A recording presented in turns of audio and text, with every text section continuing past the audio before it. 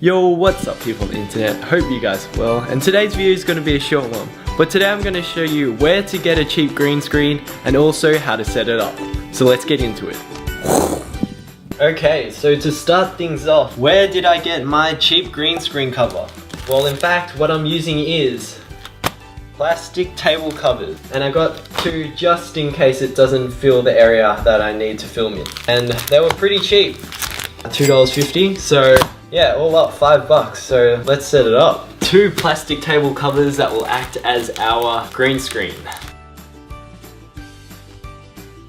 For measurements, 1.37 meter by 2.74 meters. So, yeah. So what I'm doing here is I'm just using this as a backboard to put the green screen. I guess you can use whatever you want, but hopefully this will work out.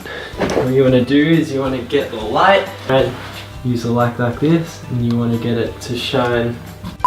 Okay, so now to see if the lighting's correct and if the table cover will actually be good enough to act as a green screen. So what I'm going to do is I'm just going to go into my computer, edit, and see if the background changes when I click my fingers. So 3, 2, 1.